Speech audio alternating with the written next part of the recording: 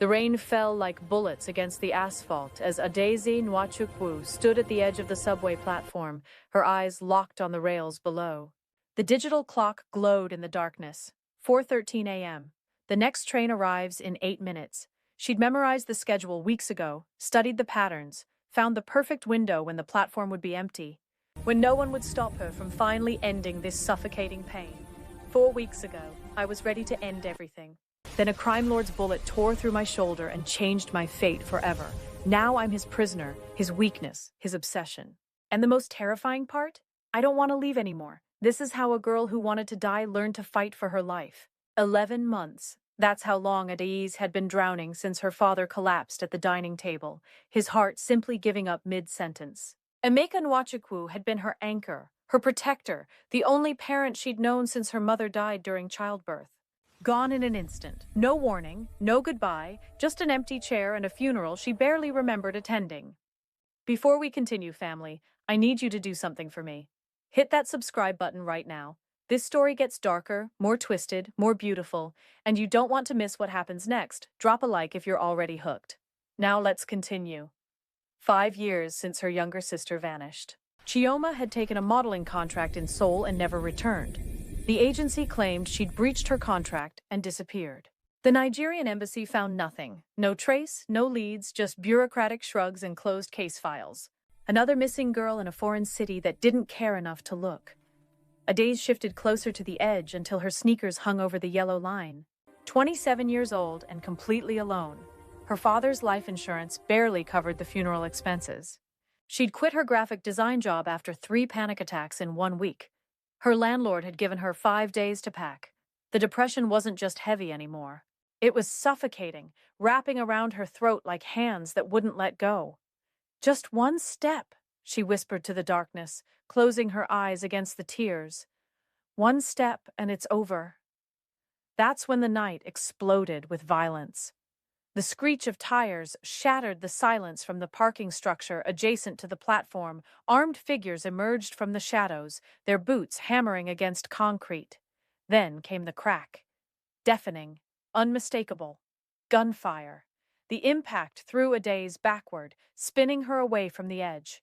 She hit the wet ground hard, her vision swimming as warmth spread beneath her shoulder. Blood. Her blood. So much blood mixing with rainwater, creating dark rivers across the concrete. Verify the target. A male voice, sharp with authority and frustration. Footsteps approached. Multiple sets. Designer leather splashing through puddles. This isn't Yoon Hai-wan, sir. We hit the wrong person. Through her fading consciousness. She didn't know it yet, but this was Kang Min-seok, the youngest crime syndicate leader in Seoul's history. A man who controlled the city's underground with an iron fist and a mind that calculated violence like chess moves. He wore a 3-piece navy suit that looked immune to the rain, his Korean features sharp and almost aristocratic in their severity. He couldn't have been older than 32, though his eyes held decades of cold calculation. His expression remained perfectly neutral as he crouched beside her, studying her with the same intensity someone might examine an unexpected problem. Your name. His English was flawless, carrying the slightest Seoul accent, each word measured and precise. Nobody, Adaeze gasped, tasting iron. I'm nobody. Just let me die here. Those dark eyes cataloged everything about her. The way she'd been positioned at the platform edge. The hospital band still on her wrist from her father's death. The resignation in her face that went deeper than bullet wounds. You were going to jump. A statement. Not a question. Does it matter now?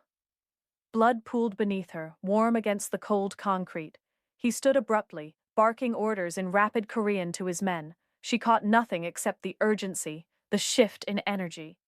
Then he was lifting her with surprising gentleness, despite the irritation radiating from his rigid posture.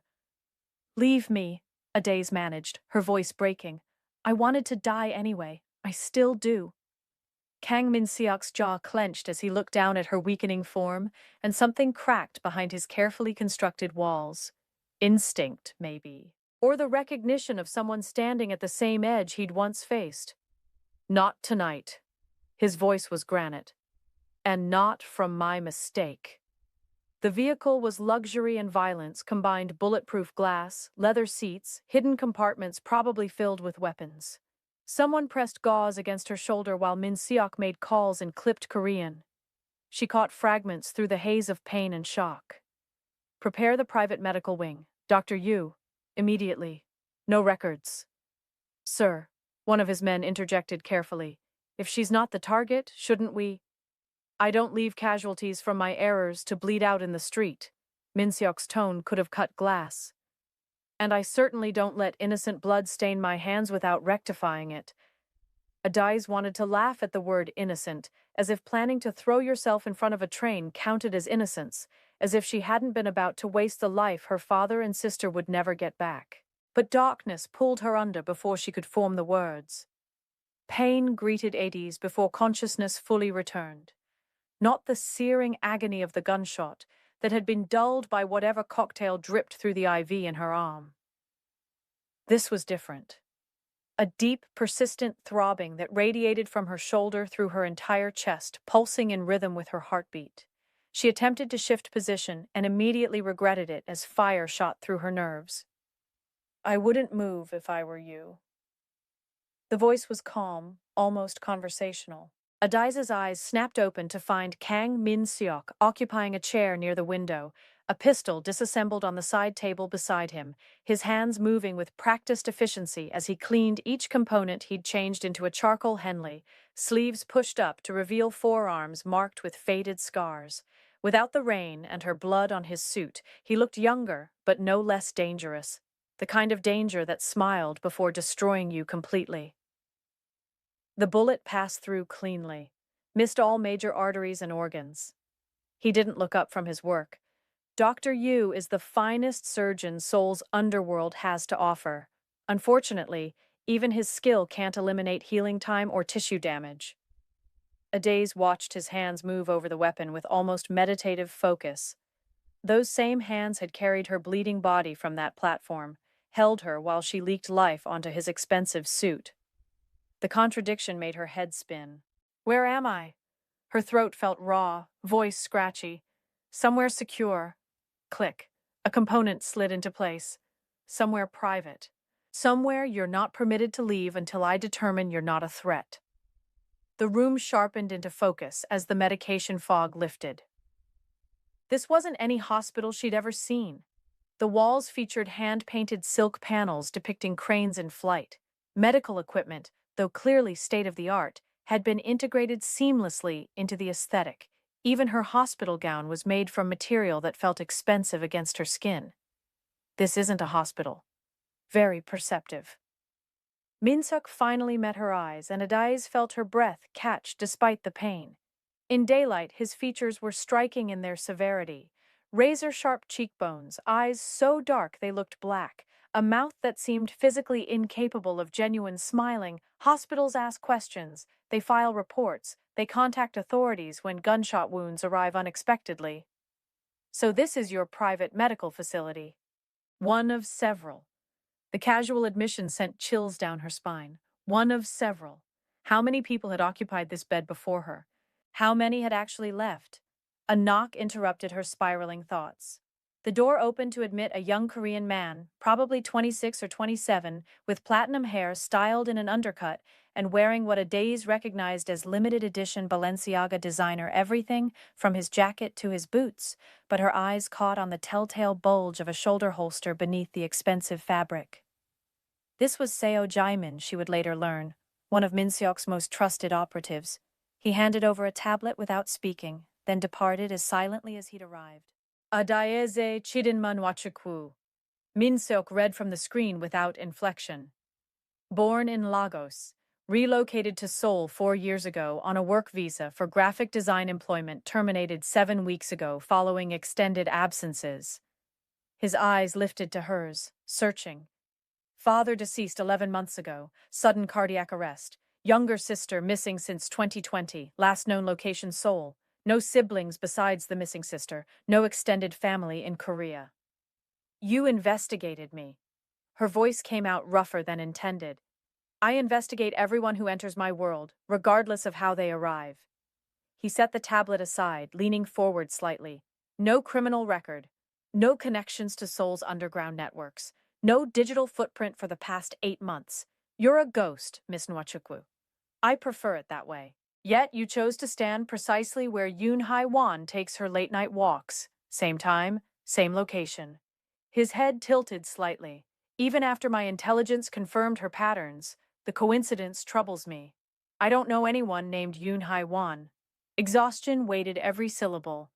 I went there to jump in front of the 4:25 express train. Your bullet interrupted those plans. Prove it. How exactly does someone prove suicidal intent? Bitterness crept into her tone. Check my browser history, most effective suicide methods. Seoul subway fatality statistics. How long does death by train take? Do you need more evidence? Something shifted behind Min-seok's eyes, though his expression remained carved from stone. Jae-min, he called without raising his voice. The platinum-haired man reappeared instantly.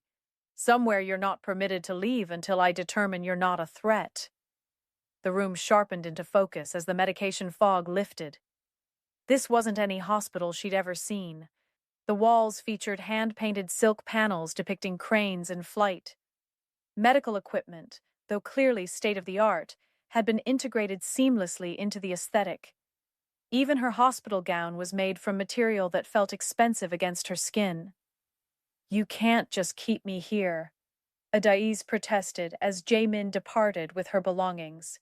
Until I'm satisfied you're neither a threat nor a planted operative, you'll remain under my protection. He stood, adjusting his watch with precise movements. This room is monitored continuously. The windows are reinforced with materials that could withstand small explosives. My security team patrols the grounds in rotating shifts. Don't attempt anything foolish. Foolish like throwing myself from a window instead of in front of a train? The words escaped before she could stop them. His jaw tightened almost imperceptibly. Precisely like that. I didn't extract you from one death simply to enable another. You didn't extract me. You shot me. An error I'm correcting. He moved toward the door, then paused with his hand on the handle. The bathroom is through that door. The wardrobe contains clothing in various sizes. Dr. Yu will bring breakfast after your examination.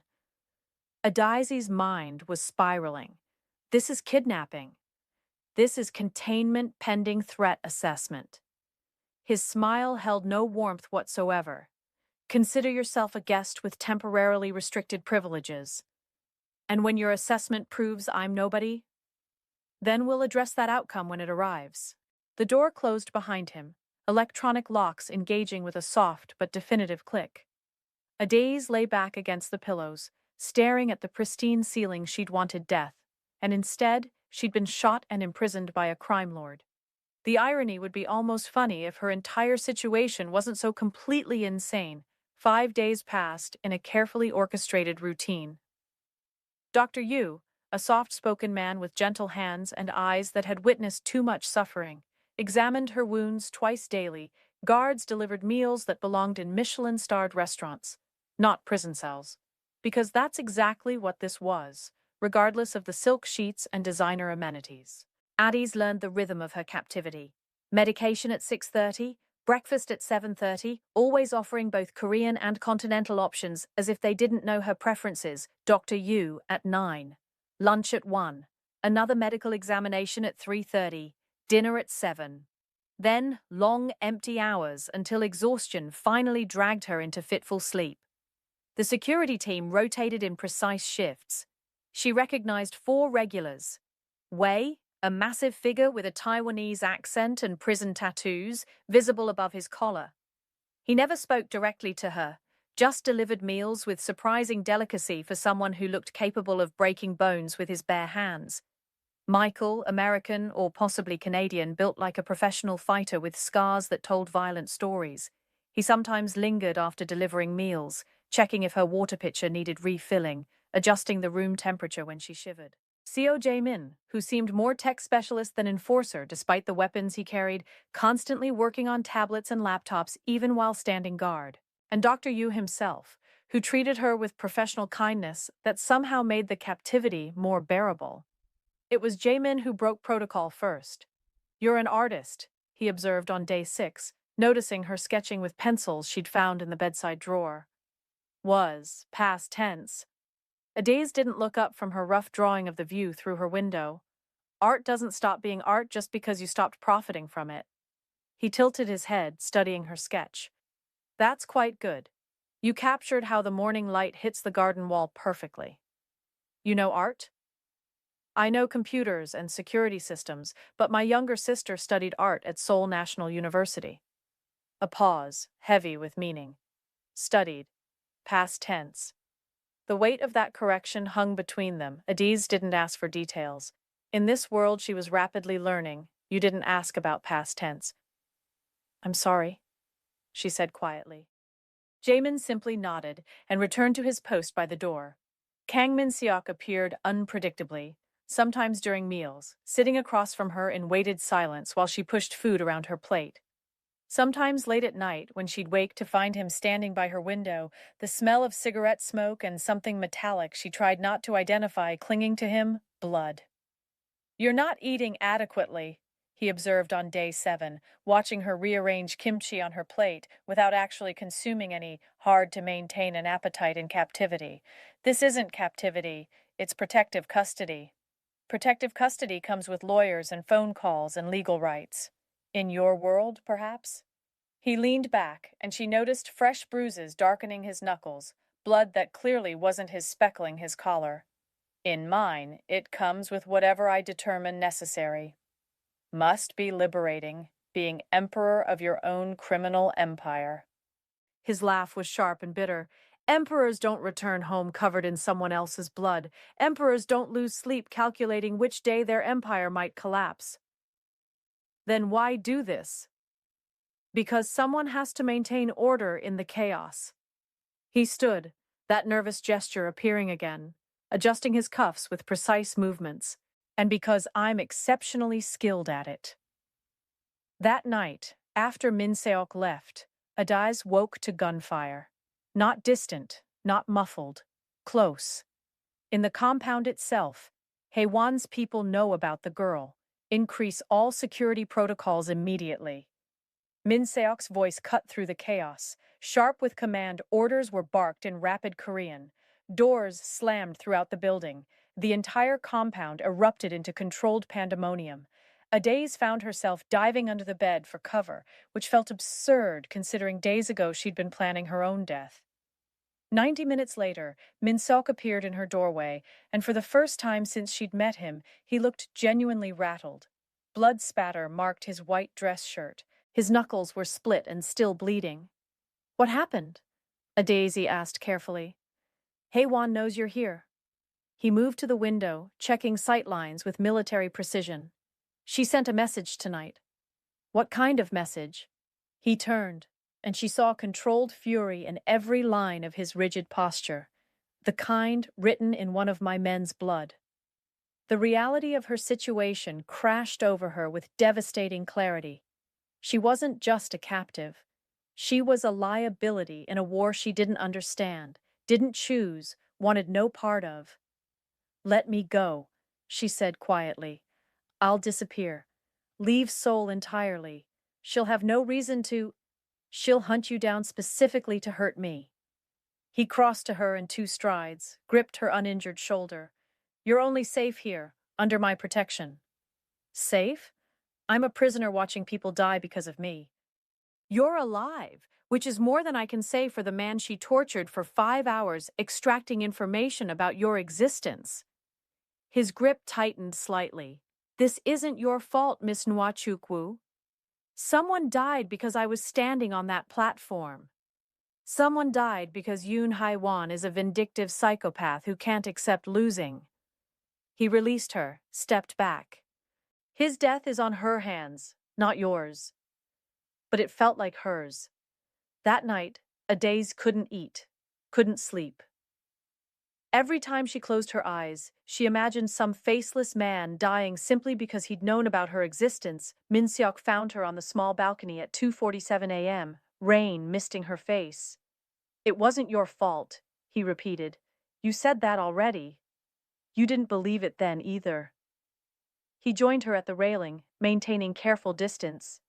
His name was Kim Tae-yang, former Special Forces. He chose this life knowing the risks intimately. Did he have family?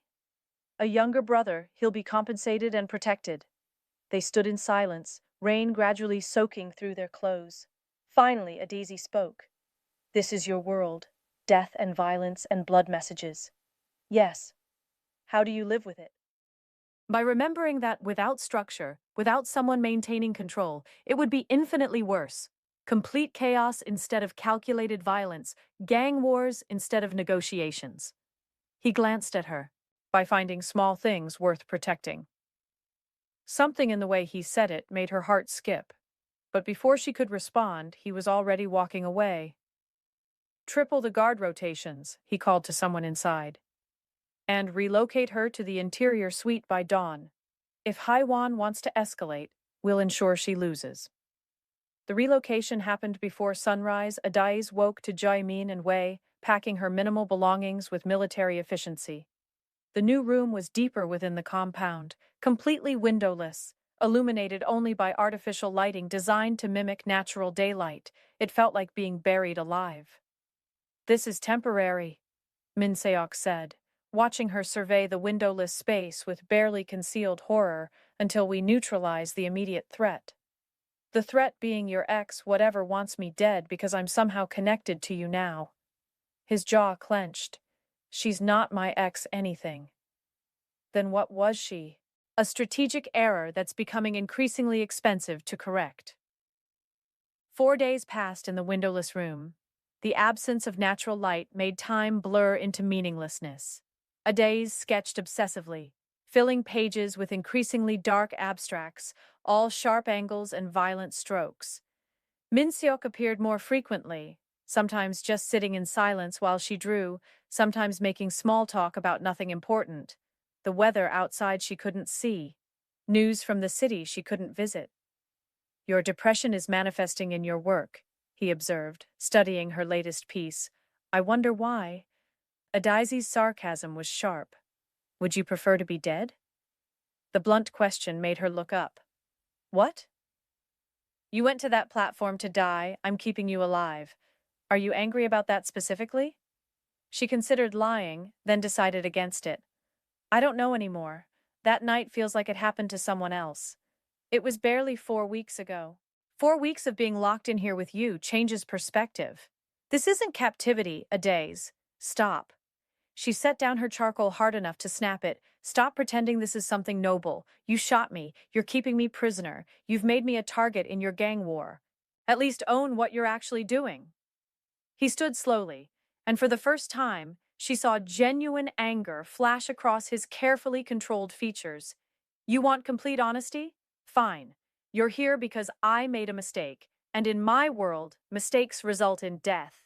You're here because Haiwan would torture you for days just to send me pieces of you in decorative boxes. You're here because despite every rational calculation, I can't seem to make myself stop caring what happens to you. The last admission hung between them like a live wire, electric and dangerous. Why? Adaeze whispered. If I understood that, we wouldn't be having this conversation. He left before she could respond. That night, everything detonated. Adaeze was half asleep when the first explosion shook the compound's foundation. Then gunfire, not distant this time, but inside the building itself. She rolled off the bed, pressing against the wall as her door burst open violently.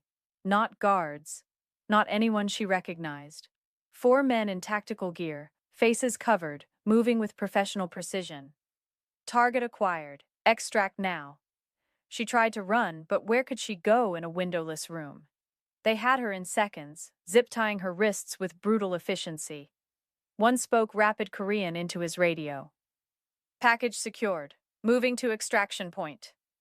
They dragged her through unfamiliar corridors. The compound was larger than she'd realized, a maze of passages and doorways. Gunfire echoed from multiple directions. Someone screamed, the sound cut brutally short.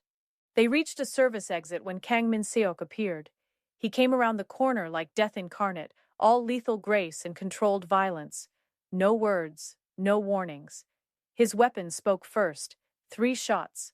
3 men down before they could react. The fourth tried using Adaeze as a shield, pressing a knife against her throat. Back off or I open her throat. Min-seok's expression didn't change. He lowered his weapon slightly, and the man relaxed fractionally, muscles loosening. That's when Min-seok moved. The gun flew from his hand as he lunged forward, his hand catching the man's wrist, twisting the knife away from Adaze's exposed throat. They crashed into the wall, and she glimpsed Min-seok's face transformed. Savage, unrecognizable. This wasn't the controlled businessman. This was something primal and terrifying. The fight was brief and vicious. Min-seok slammed the man's head into concrete once, twice, 3 times. The knife clattered away. When the man dropped, he didn't get up again. Are you hurt? Min-seok's hands were immediately on her face, her arms, checking for injuries with surprising gentleness. No, she started, staring at him in disbelief. More gunfire. Closer. He cut her zip ties with the dropped knife, then pulled her against him as bullets shattered the wall where they'd been standing. Stay close to me. Don't let go. They moved through the compound, Min-seok leading with deadly certainty. He knew every corner, every blind spot, every tactical advantage. 3 more times they encountered Haewon's operatives. 3 times Min-seok eliminated them before Adaeze fully registered the threat. They reached a reinforced door, some kind of panic room. He pushed her inside, then turned to leave. Where are you going? To end this permanently. Min-seok, she called, voice trembling. He paused, then crossed back to her in one fluid motion, caught her face between his blood-stained hands, and kissed her. It wasn't gentle. It was desperate, fierce, tasting of adrenaline and violence and something indefinable. Adaze's mind went completely blank. Every rational thought about Stockholm Syndrome, about captivity, about the absolute insanity of this situation, gone. There was only the heat of his mouth, the way he kissed her like she was oxygen, and he was drowning. He pulled back, breathing hard. Stay here, lock this door, don't open it for anyone except me or Jaemin. Then he was gone. Adaeze stood frozen, fingers touching her lips, tasting copper and chaos. The man who'd kept her prisoner for 4 weeks had just kissed her in the middle of a gunfight. And worse, she'd wanted him to. The battle raged for another 90 minutes. She huddled in the panic room, listening to gunfire, explosions, men shouting in Korean. Several times someone tried the door handle, but the reinforced locks held firm. Finally, silence descended like a blanket. Then a knock. Adaeze, it's me. She recognized Min-seok's voice, but hesitated, her brain foggy with fear and adrenaline. How do I know it's really you? A pause. You sketch the garden view every morning, but you always add birds that aren't actually there. You take your coffee with 2 sugars but pretend you drink it black to seem sophisticated. You touch your sister's bracelet when you're anxious, and you've been doing it constantly since arriving here. She opened the door. He looked like he'd walked through literal hell. Blood, his and others, soaked his clothing. A cut ran from his temple to his jaw, still bleeding. His knuckles were destroyed, skin torn open to bone in places. But he was alive, standing, looking at her like she was the only thing that mattered in his entire world. Is it over?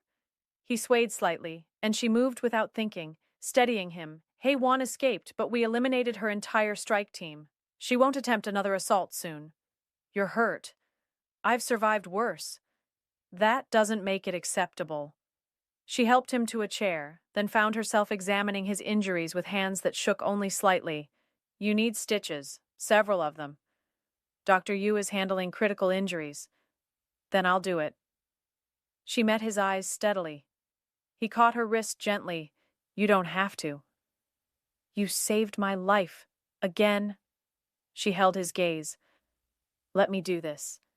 He directed her to medical supplies in the panic room, because of course his panic room was stocked like a field hospital.